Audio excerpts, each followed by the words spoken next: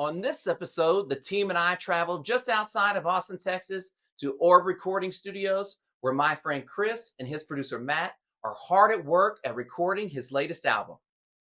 Chris initially recorded his first album 10 years ago and then stepped away from the music industry entirely. Now he's back to finish what he started so long ago. This is a Just Be episode where I spotlight individuals who are pursuing their purpose. A big thank you to Joe from Joe Andrade Media for filming and editing, Chris for allowing us to hang out while he wrote and practiced his songs for the album, and to Matt Noveskey and Orb Recording Studios for their time and generosity. Let's jump in. Hey everybody, welcome to what I'm calling Just Be. Hey everybody, be yourself, be your best self, and find the thing that gives you passion and purpose.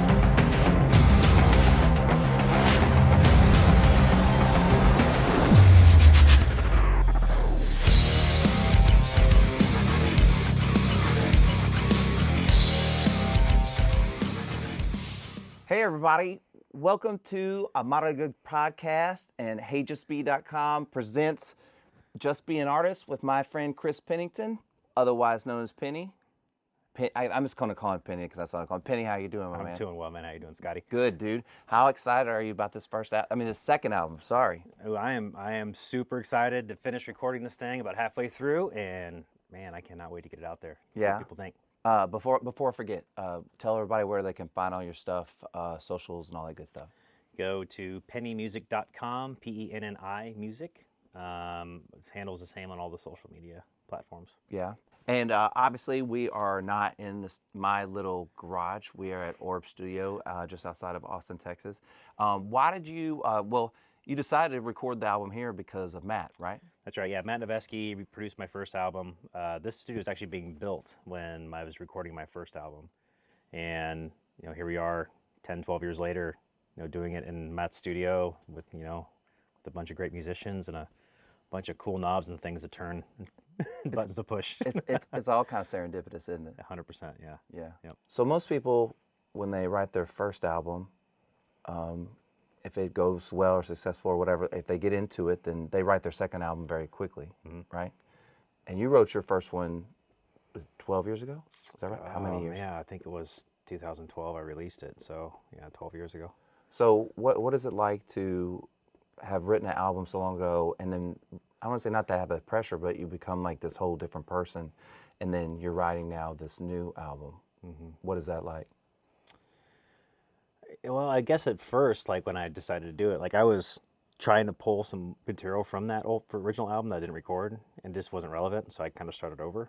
Yeah, I don't know, like it was, I guess I just haven't written for so long, it kind of started naturally, I guess, once got the motivation to do it. So when you were going to start writing this album, you went back, you like Prince, you went back and into your old archives to see what you found? Kind of, yeah. Did anything survive out of that? There's one song that I did not put on my first album that I updated, and it's going to be on this one. That's cool. Yeah, but it's about the same, but it's still relevant enough that I wanted to put on this album. What do you mean? But what do you mean by updated?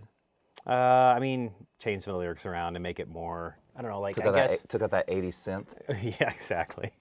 Turn it way down. Not as dark, I guess, because this album's a lot, I guess, it's lighter than the first album. So I wanted to make it a little bit lighter of a song. Well, how did that transpire? Why was the first album so dark and then this one so light? I was going through things, man. Like, in that first one? Yeah, I mean, a little bit of depression and anxiety and stuff like that. That came out in my music. That was kind of why I did it, because it was a therapy session for me, if you will. This one's a little bit different. It's less of a therapy session. It's more of I just missed writing and I missed playing music. And because I write kind of from a personal level, like, I don't know, experiences that I go through or whatever. But it just seems like the stuff now, I've had so much positivity in my life. A lot of it has to do with, my daughter. She brightens my life up quite a bit. The people I'm surrounding myself with now, like, just a lot of things factor into this album being a lot lighter than the first one. What shifted that? What changed you? I think just growing up. Yeah. Learning how to manage, my mental health better, I guess you could say. It's weird. It's weird how we abuse our mental health, like in our teens and stuff like that, huh? Well, a lot of it too is you're just trying. I felt like, for me anyway, back then it was try to impress. Like I want to put an album out that would impress, other people or whatever, just for what I could do. And now it's less about that. It's more about I'm doing it more for me, which I think it's more authentic that way. And it's going to come out in the album. For sure. Yeah. And you have a little one now? I do. A little 3-year-old daughter. Yes. Yep. Girl dad. How's that going? It's amazing. Wouldn't change it for a thing. Love being a girl dad? I love being a girl dad. I mean, I had to learn a lot of things like how to do hair and ponytails and things, but I love it. I've still gotten out of that. I'm still... And YouTube, man. YouTube taught me a lot. Oh, no. I'm saying I'm trying not to learn. Oh, try not to learn? Oh, man, you got to learn, man. No, like she'll just come to me, she'll bring a brush and she'll be like, hey, Daddy, can you brush my hair? And I'm like, I'm not that good at that. You might want to get Mommy to do it. You know what I mean? Have you had a tangle incident where you had to go see somebody yet? A what now? Like... My daughter's hair got so tangled that we had to go. Tangle incident. I see what you're saying. We had to go to a beautician and get her untangle it. No, my daughter has really curly hair. Oh. Like just tight curls. So every morning is like trying not to pull her hair and try to brush everything out. And yeah. There's been a lot of mornings where it's half comb and she's like, no more. And she's at school with like a ponytail off the side and this hair hasn't been combed on this side. Yeah. Okay, so how would you describe the style of your first album, and then how would you describe the style of this album? That's a good one. I would say, I said dark before, but kind of the darker rock from the first album. There's a couple of upbeat songs on that one, but mainly it's just has a dark undertone for most of the writing. This one, I would say it's all over the map in my opinion. It's still rock, though, right? It's still rock, but when it gets out there, I'd be interested to get the feedback from those that listen to it. Kind of tell me, hey, this is what I'm hearing or whatever. But there's a little bit of like country-esque stuff in some of the songs, or some pop, punk stuff in some of the songs. But it's mainly straightforward rock. There's some acoustic stuff on there as well. So I don't know. And for me, it kind of expands a lot of the genres. This next album that's coming up. Well, music's a little bit. We take in music so differently now, because in the sense of like before you buy a CD or an album, whatever, and I don't say you're stuck listening to the whole thing, but you just bought it, so you're gonna listen to the whole thing, And now you can pick and choose just these songs you want, that album, put them into a playlist. So I would assume that like when you're writing this album, it's easier to kind of put in these one-off kind of like this more country sound, blah blah, and explore who you are as an artist, and it's accepted more. Yeah. Because someone's not buying the whole album expecting Hootie and the Blowfish. Yeah. They're not whatever they're you buy a whole album of Metallica, you expect the whole album to be Metallica. If they jumped in there and were like, hey, we're going to put in I say Lullaby, but they also did that. If we're going to put in like a country song, you'd be like, well, that's kind of strange. Yeah. You know what I mean? Well, a lot of it is just having that freedom to do that too. Like the team that I'm working with, and Matt, producing the album, like he's open to any idea, So that's kind of cool to do it that way. But for me, like when I've listened to, like you said, CDs, which is awesome. Back in the day, when we had CDs. Well, I mean I'm 48. That is our wheelhouse. Yeah. CDs is our wheelhouse. Yeah. You remember 8-tracks? Oh, of course. Yeah. Okay. You remember my first vehicle had an 8-track in it. Did it really? 100%, yeah. Did you have the fog hat? Did you have the 8-track with the tape deck, so you could do that whole thing? Mm-hmm. Yeah. And then you got rid of that car, right? No, actually restored it. It was an old truck. Oh, nice. I remember the 8 buttons. I think that's what it was, right? Yeah. You had the buttons. Did you ever put a CD player or anything in there? I did. Oh, yeah. Yeah, removable face. Yeah. Did you have a disc changer? I take that back. It was a cassette deck that I put in the truck, not a CD player. Yeah. But did you ever do the CD with the wire to the CD player? No, that one never had one in it. So I totally derailed that. Go proceed. No, it's totally fine.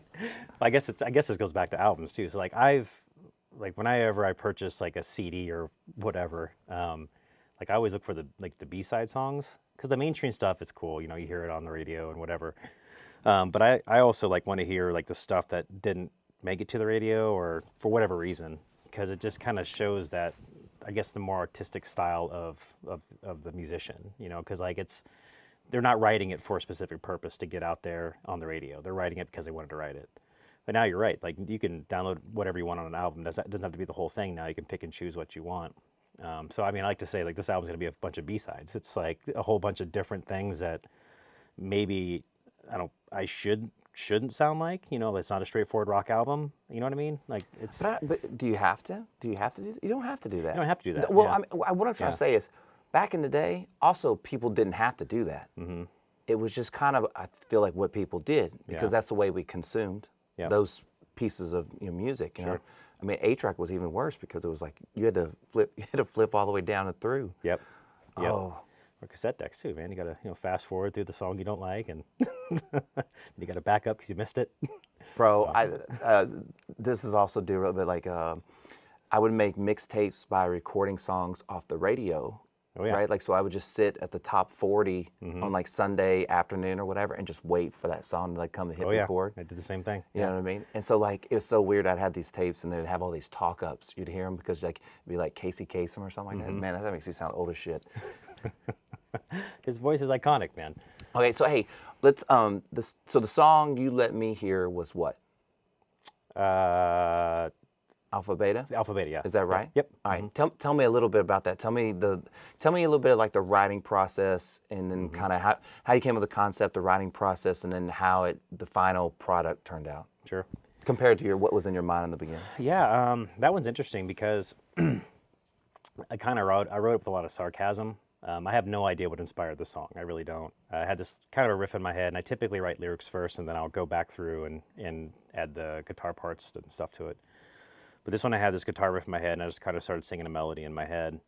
And it's really just I mean, I'm not going to say what the song's about, but when you listen to it, and I know a few other people have heard it, they've kind of said, oh, this is what you wrote about. It's been different every single time, which is awesome. That's what I want. But that one, it was interesting because it happened pretty quickly. That was probably the one that I put together the quickest, I would say. I didn't plan on it being the first single, which it is going to be on the album. But I brought it to Matt, and I played through, I guess it was 7 songs at that point that I had done. And he goes, that one you need to start with.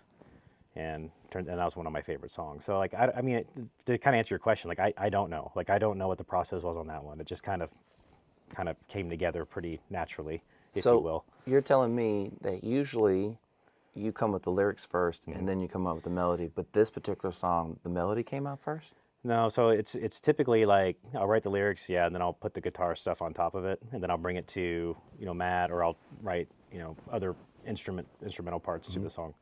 But this one I had a guitar riff first, and I kind of laid this lyrics on top of that. But yeah, I don't know that one just I like the song a lot. I like how it turned out. But I don't know. It just kind of it was different from how I typically do things because my process when I write a song is anything that I write could be transposed into like a country song, for instance, or an acoustic song. Like I want to tell a story, essentially. I take care to make sure like the lyrics kind of make sense, that it tells some sort of story in there. And this one was basically, it was a guitar riff first, and then the story kind of built on top of that, and then all kind of fell into place. So I don't know, it's an interesting one for me. I just think, that's just such a unique thing, and it being a different experience, it being the one that Matt picks out, it being your favorite song. Maybe it was just something like you had to get out of you somehow as an artist, you know what I mean? It could have been, yeah. Like, I mean, does that happen to you where like sometimes you just kind of have to get music out? I don't know if that makes sense. Yeah, no, it makes sense. I mean, it's the inspirational thing. Like for me, like writing music, like if it doesn't come out, at least the structure of it doesn't happen fairly quickly, then it's probably not the right thing to write right then. You know what I mean? Like oh yeah, for sure. Yeah, the motivation's not there. It's not fully there yet. So yeah, it's just it's interesting how the whole process happens. Like I think for me, it's been roughly 12 years since I released my first album, and then probably another year and a half on top of that for when I was writing that album. So I had this long time frame. The genres kind of shifted a little bit too in that time frame. And I've listened to so much stuff over the years, and I've always like loved new artists, love hearing new things, and all this other stuff. But then kind of full circle for me is the genre that was pretty relevant when that album was released is coming back now. And Wild, right? so I'm kind of in that pocket now. I'm like, oh, this is great. Like, I love this because like all these bands that I grew up listening to that have influenced me and inspired me. They're going on tour. They're going on tour right now. And it all started. I think you and I might have talked about this. I'm not sure, but I went to a festival in Vegas, and it was basically a bunch of '90s bands. Like it was Incubus, it was Filter, it was God, who else was there? Seven Dust, like just all these bands that I like, they inspire me.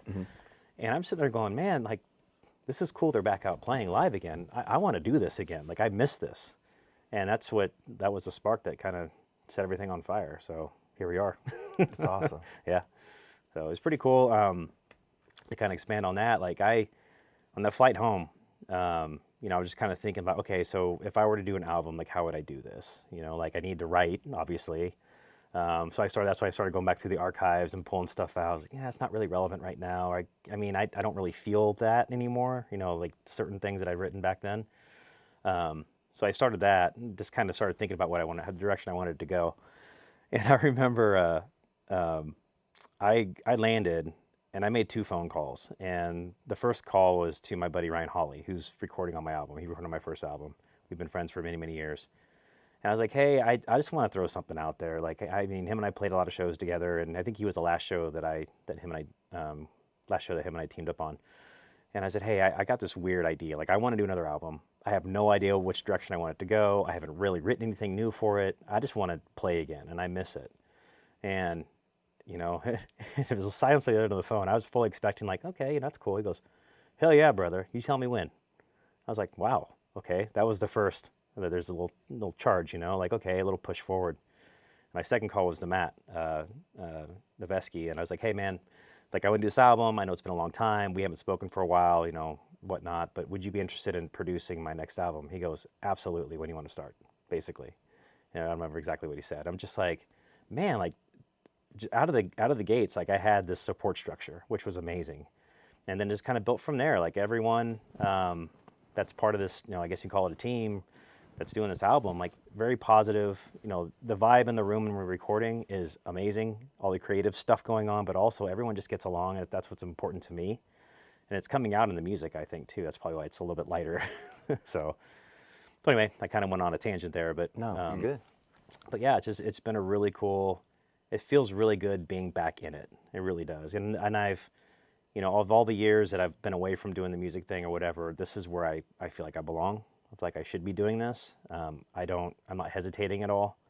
For me, it's less about, hey, I really need to get something out there quickly. I really want to get noticed and, start having this upward trend of success in music. It's less about that, more of, man, I just miss playing. And I'm excited to put stuff out there and get people's reaction, and hopefully they like it just as much as I do. So yeah, what I'm hearing you say you have a ton of support, like on this project. What was the support like on your first album? There was support there. I think it was like the difference between the first album and the second album. The first one I had no idea what to expect. I had never really recorded in a full-blown studio before, professional studio, and I think I was more stressed about the process because I didn't understand anything about it. Like I'm basically just kind of trusting those that were around me, and Matt guided me through that.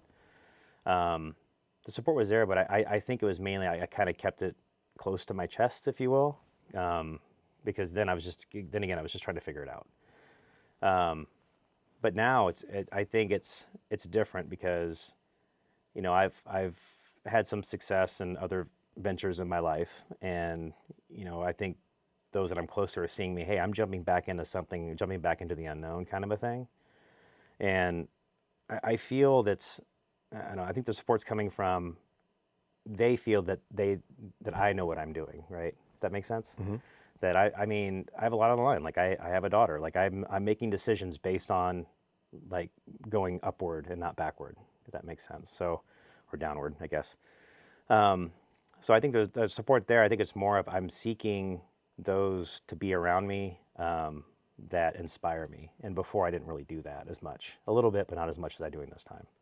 Do you believe in yourself more now? I do, yeah. I do. That feels like it's like a big difference. It's the confidence thing for sure. And I guess a little bit has to do with, like, I have nothing to lose here. I mean, Yeah. what I say? Let's say the album. I don't even know what these buttons do. I mean, I'm still trying to figure that out too. Like, I kind of want to twist them and do things. I just know I'm supposed to be yelling at someone in there. That's all I know. You know, like if not a single album sells, you know, or a single song sells, which I hope it does, right? That's fine. Like, I've succeeded in my own mind because I did it, and that's the confidence that's where the confidence is coming from. It's just like knowing that whatever the outcome may be, it's a success for me, which makes me feel good, and it makes me. I wake up every day and I'm like, you know what? I can't wait for the next recording session. I can't wait to write again. Now there's ups and downs. Sure. You know, there's those moments of what in the hell am I doing? You know, I mean, why would I go back in my mid 40s and cut an album and have a plan to go out and play on the road and all that? But then again, it's like, well, why not? You know, like, what's holding me back? So, and again, I go back to my daughter. Like, you know, I look at her, and I mean, she's so innocent, and she has this outlook on life that she can do anything that she wants. And I feel like people, they lose that the older they get, because they get all this noise, and they have some failures, and, you know, you don't get back up as easily, you know, and when you have more and more of those. And I look at her, I'm just like, I want that, you know, like, I don't want to be scared about the next step. I just want to do it. And that's what's happening. Do you think it'd be fair to say that, like, the first album, I mean, you do things for yourself, but you were doing it more for everybody else. And this album, you're like 100% doing it for yourself. Mm-hmm. Is that the big difference? I think so. Now, the first album, I mean, it was, you know, music for me is a little bit of therapy. So I kind of get what I feel out. And so the first album had a little bit of that, but this one, I think it is more, you know, for me, because I don't know. I feel like I've done a lot of positive things, and I feel like that I want to express that in the best way that I know how. I can hear it in the way I can hear it in the way you talk. Like, you can hear it in the way you talk about the two processes. That's, you know, it's real evident to me. You know what I mean? And not meaning that the first album had to be a bad experience, but, you know, like, everybody has a journey, right? And this is yours, and this is where you are. Sure. And you're just probably in a much better place just in general, right? Well, I think so, yeah, for sure. And I think the first album, you know, and I mentioned the whole therapy side of things, or getting my thoughts out there so I can process them a little bit better. Like, I did listen to that album for, oh man, months and months after it was released. Like, I had one that had nothing to do with it.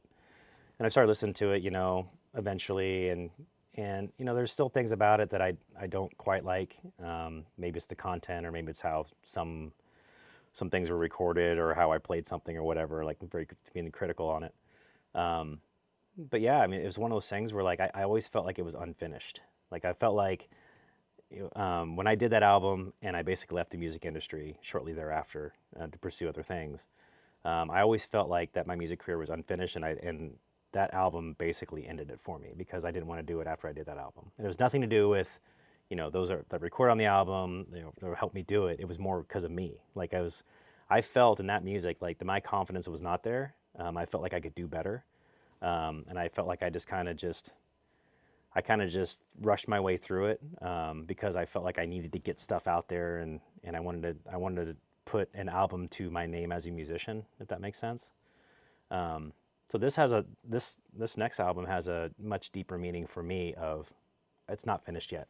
You know, like, I'm expanding on the things that I started with doing the first album, but also, like, I'm taking everything that I've learned from doing it, and I'm fine tuning it, and I'm trying to do whatever I can to make it the best thing that I could possibly be. Explore the whole process, right? I could, yeah.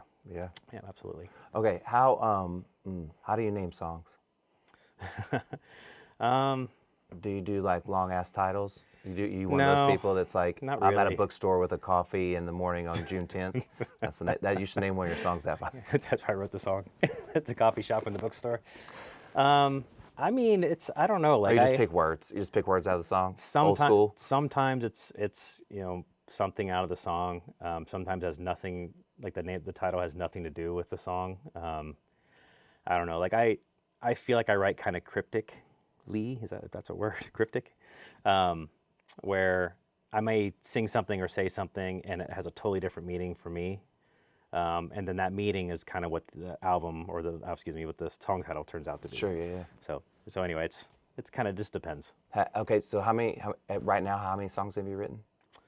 There are 10 so far on this new album, yeah, that have been written. Can you tell me one more name of a song on the album, or is that top secret still?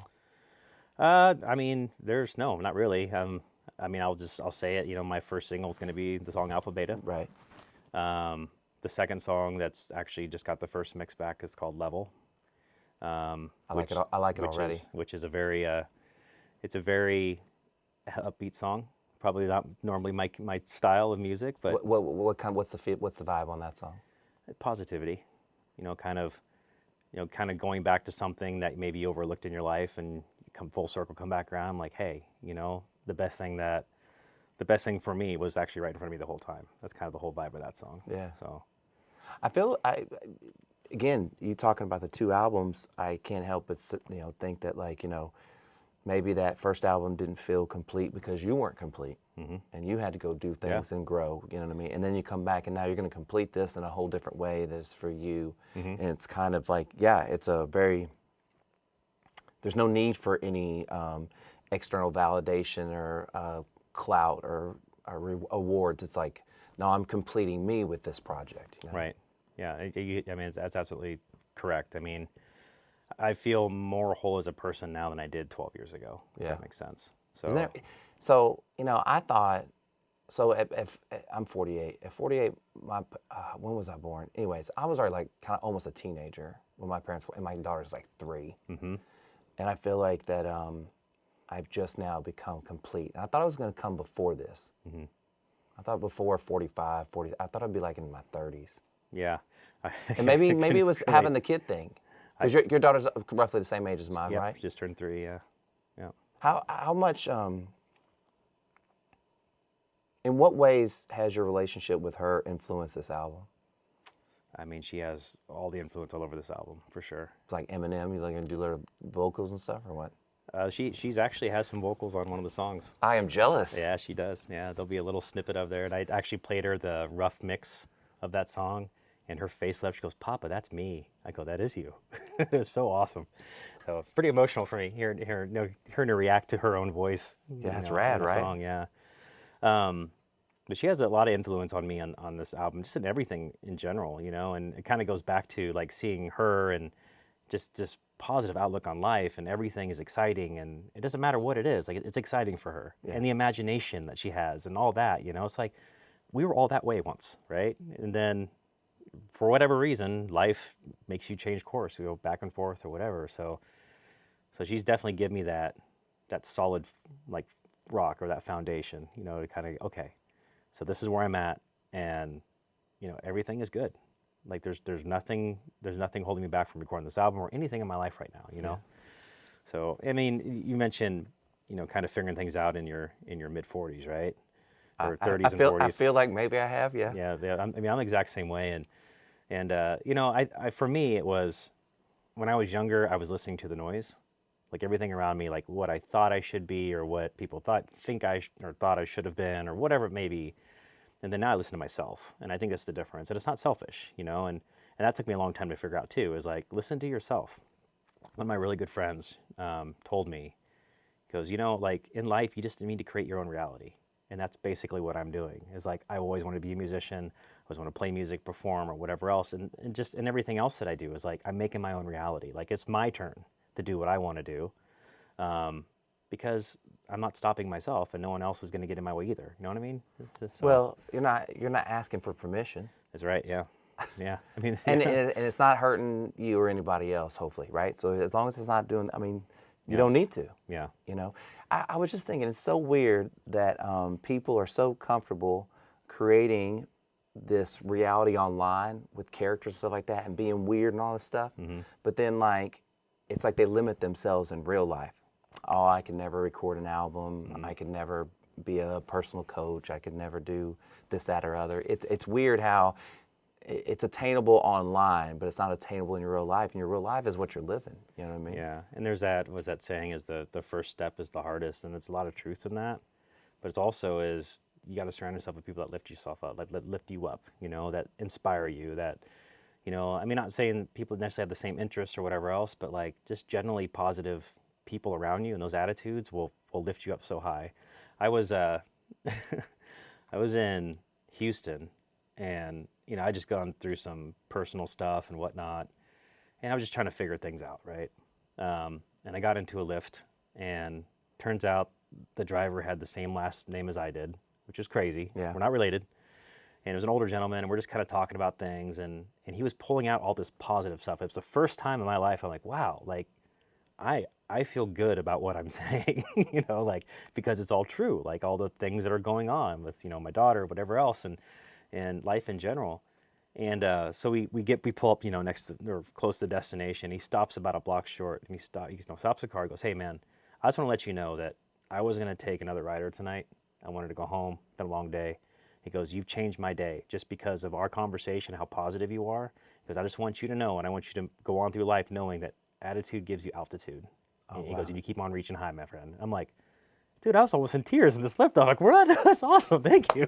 I mean, so, I mean, that was, again, is another spark, right? Just to kind of keep moving forward and try to find that positivity. I wish I could say that my experiences in Lyft and Ubers are like that, but mine are more like I get in and go, hey, how you doing? They're like, my wife just left me. I'm like, God damn it. But a few of those. Again? Those. You know what I mean? It's like always like some story, and I'm like, oh man.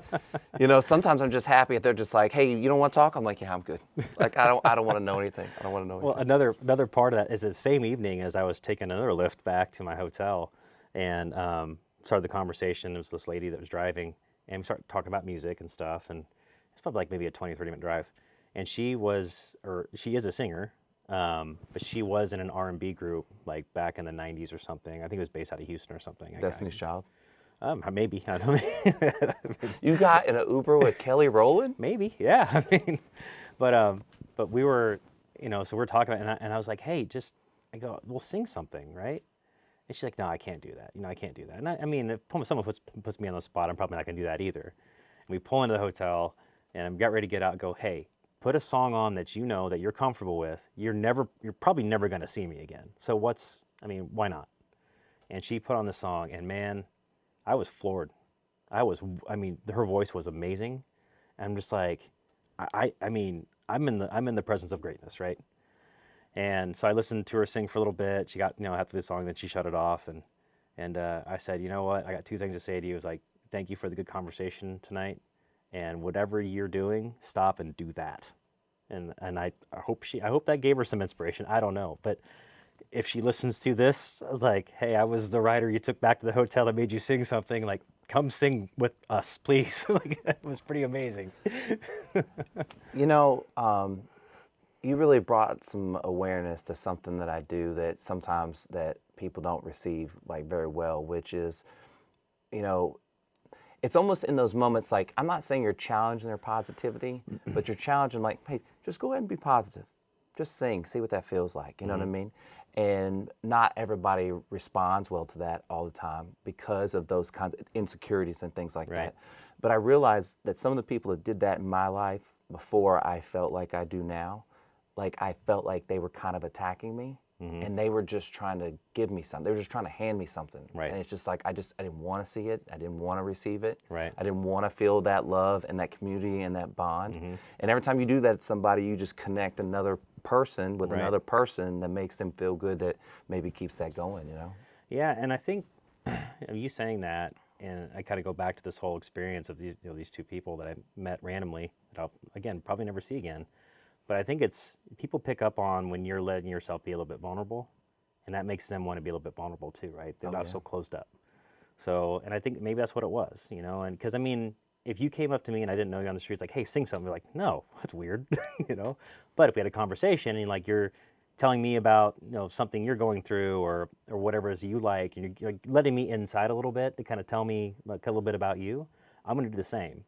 So, and I've kind of taken that as a lesson and kind of moved that forward too with, you know, my relationships now. Even that, those simple moments of just meeting random people and expressing those things that generally would be pretty vulnerable. Now it's just like, hey, just get to know somebody, man. Maybe you'll connect. Maybe you'll find out something about that person that you've never known before, you know, and it's kind of cool. You know, it's very cool. It's the reason, like, okay, so kind of going back to, we're talking about our daughters and their questions. Mm-hmm. In the school that I graduated from, the big thing they would say is stay curious. Mm-hmm. And they were like, kids are amazing because they're so curious. Yeah. And that curiosity kind of connects us, because like if you were to go into a convenience store and, you know, you're buying some stuff and you're just like, hey, how are you doing today? Mm-hmm. You start that conversation, staying curious. Mm-hmm. It engages that person, they feel engaged, maybe they do it the next person. And that's why a lot of times around kids, oh wow, I'm having an epiphany. Around kids, some people feel really energized, but then some people, they're like, get kids away from me. Mm-hmm. And it's that same insecurity kind of thing we were talking about earlier. I think so too, yeah. Like they're like, that kid's gonna expose me. Yeah, that's right. Having fun. That's right. You know what I mean? And like, I think that's so weird that we do that. And that's what's so great about my daughter, because I didn't realize I did this until this moment, but a lot of times I'll go kind of make her have adults have fun. Mm-hmm. I'll go, hey, go ask them something. You know what I mean? Mm-hmm. Especially someone that doesn't want to talk to kids, which is probably really messed up. But like, Get 'em out of but the you know, comfort but zone, like, yeah. I gotta believe, even if you're not a big fan of kids, when you interact with kids, there's some part of you, even if you hide it, there's some part of you inside. Yes. Because it's just kind of, it's humanity. Yeah. You know? Yeah. 100%. And it just spawned a thought. So I travel a lot. I'm always on flights. And prior to having a child, like if a kid got on the plane, I would be as see you many rows later. back as I possibly can, right? Yeah. Don't talk to me, I mean, kid. we're flying, of course, like Southwest, right, or whatever it is. Don't sit next to me. Yeah, just please don't, yeah. And now I find myself leaning into that. Like I will sit next to the small child, you know, or especially when it's like a single parent, you know, mother or father or whatever it is, flying with a child. It's like, I mean, not saying they're going to ask for my help or I am going to help, but it's just like, hey, Oh, yeah, and I've been there, you know, and it's really kind of cool now. You know, it's like, you know what, I get it. Same exact thing. Like I'm like, it's like same exact thing. It's like now I'm like, okay, there's a kid sitting next to me, and it's cool. But also don't talk to me, kid. Like, That's right. I got enough questions to answer Yes. with my own kid. I'm on a Yes. break right now Yes. from answering questions. Please don't ask me Put in questions. those kid canceling earbuds or whatever. Put on the earphones. Dude, like the worst is like when we go to play places. I've said this probably before. When we go to play places, I go, you know, it's part of my exercise. I go up in the jungle gym with her and slide down and crawl around and stuff like that. But these other parents don't do that stuff, Yep. right? So then their kids like start come talk to me Yep. because their parents don't talk to them. And I'm Yep. like, go talk to your parents. I've got one. You know what I mean? Yep. I've had that experience. I've been the only adult on a playground surrounded by about 10 or 12 kids. Yeah. Asking all their questions. Yeah. So how I usually wrap this thing up is I ask people, what do you do to just be the best version of yourself so you can be good for everybody else? But I've kind of asked Penny to do something special for me and talk to like what he does or what he's learned to just be the best artist he can be, just be the best influence he can be, just be as inspiring, and to kind of how kids or younger people that are going to make art, how could they be inspired or understand the process and how that really goes? I would say if, like kind of going back to if I could talk to my younger self, Yeah. would be like follow what's in your heart. And I know it's kind of I mean, you hear that all the time, right? But there's a lot of truth in that. You know, there's a lot of things in life. A lot of people will tell you what they think you should or shouldn't be. But I feel like, and again, I'm speaking to my younger self, is I didn't follow my heart. I kind of chose a path that was more secure, less risk, and all this other stuff. And it took me until where I'm at right now, where you know, like what would have happened, or where would I be right now had I just listened to myself, like with art or music or whatever it may be. Like, where would I have been? Would I be in a different situation? Would I been doing this? Would I had been doing this full time, you know, my entire life? I mean, I don't know. But the other side of that too is, even if you don't get there right away, it's never too late to start getting there. And that's kind of where I'm at right now. It's like I'm living my childhood dream finally, again, in my mid-40s. Would you say, like, would this be a fair statement, like, just be comfortable disappointing people? That's a good way to put it. I mean, just be comfortable with yourself. Yeah. You know, like, and, you know, just, I mean, listen to those around you and take it for what it's worth. Take what they say for what it's worth. But in the end, you got to listen to yourself. Because I feel like that's kind of it. You tell me if this is what you're feeling like. I didn't do certain things because I didn't want other people to be disappointed in me. So I didn't follow my gut instinct because I was like, oh. And I remember being younger than that and not feeling that pressure and being super creative as a kid, drawing all the time, making home videos all the time. But then somewhere it got squished out of me because I was like, I can't be a disappointment. Right. And then when you realize that, like, in life, you're going to disappoint people. Yep. It's not because something you did, it's just because they have decided to be disappointed in you for whatever reason they have chosen. It has nothing to do with you. And that's just going to happen, and don't let that stop your artistic ventures, right? Yeah, I mean, other people might be disappointed because they didn't follow what they wanted to do, and they want the same for you. Like they don't think you should succeed because they gave themselves a chance to do that either. Or because they never failed, they don't want you to fail. That's right. Which doesn't mean dilly squat.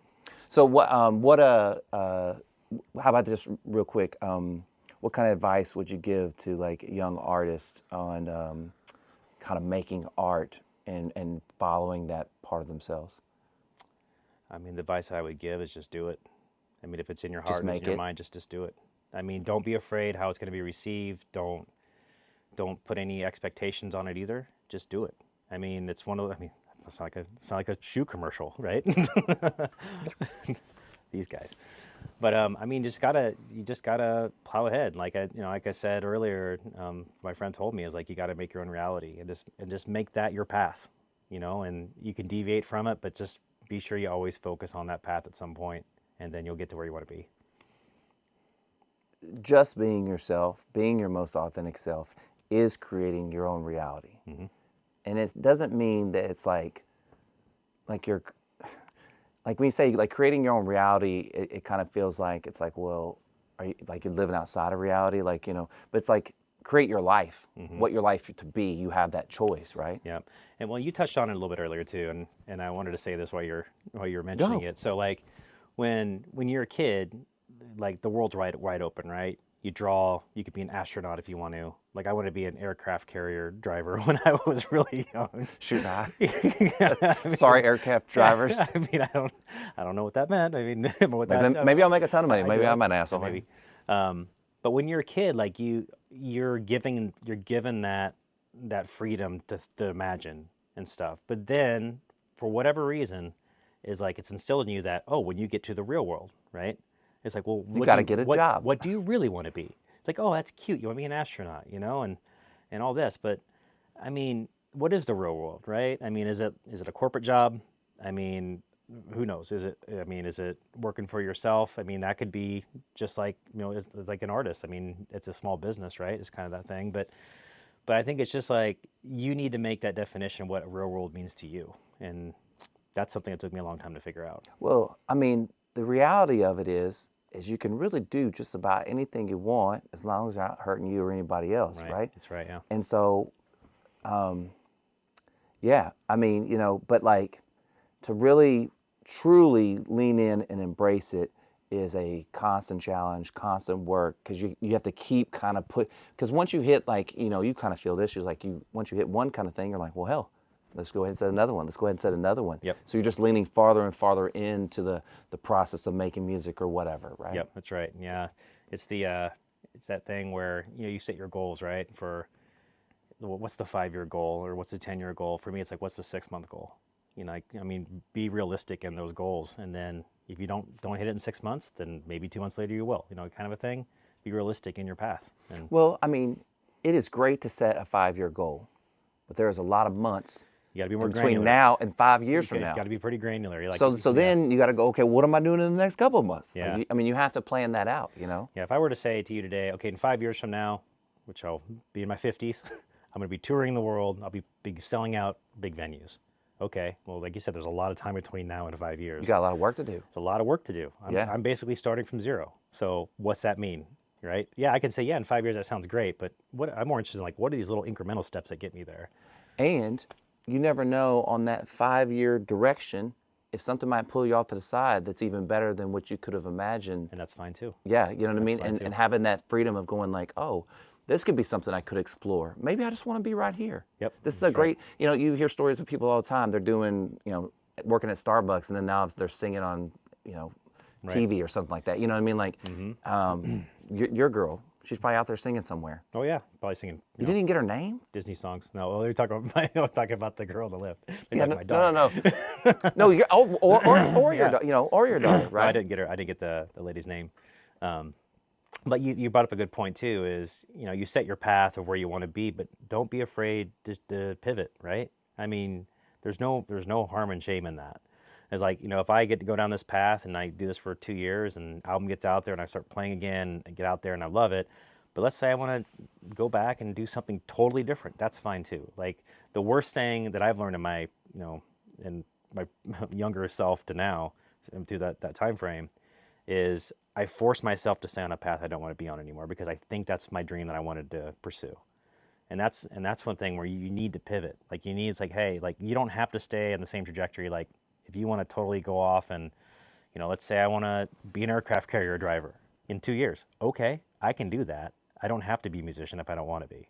Because once you start making that path like something that's forced and more of a job, a job that you're forced to do, you're going to lose all the passion for it, and it's going to come out.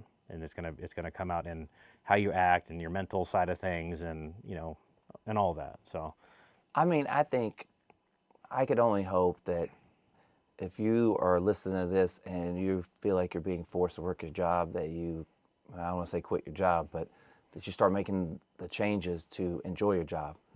Because, I mean, that just feels horrible. Yep. Yeah. It shouldn't feel like a job, right? It should feel like there's a difference between a job and work. And work, it's right. Yep. You know what I mean? Making an album is work. Selling an album is a job. That's true. No, Yeah. I'm kidding. Yeah. But a once job. You make it, There's because like making an album, making a podcast. This is work. It's hard work. There's a lot of stuff that I do, right? Yep. But it doesn't feel like a job. Yeah. Jobs feel like they suck. Even when you say the word job, just the job, the word makes you cringe a little bit, right? Yeah. Like, oh, I got to do my job on Monday or whatever, whatever your thing is, and being forced to do something. But well, I came across this guy that was a big NLP guy, and we were talking about words. I don't like to think of it as a job. I like to think of it as like my passion. It's how I get paid through my passion. I don't get paid through my job. That's right. Yeah. You know what I mean? And when you start pursuing something like that, your life's just going to feel better. Yep. That's right. Yeah. You wake up happy every day. Yeah. Well, sometimes there'll be struggles. It's not easy, but overall you'll be happy. Yeah. So. Well, I mean, look, the everyday's not going to be perfect. And you might have a little bad run. But you're still breathing. That's right. Yeah. There's still a chance for it to be better. Yep. Yep. My man, you can give me a hug on the way out of here. Absolutely, brother. Yeah. Thank you so much. Thank you, man. Yeah. Good to see you, brother.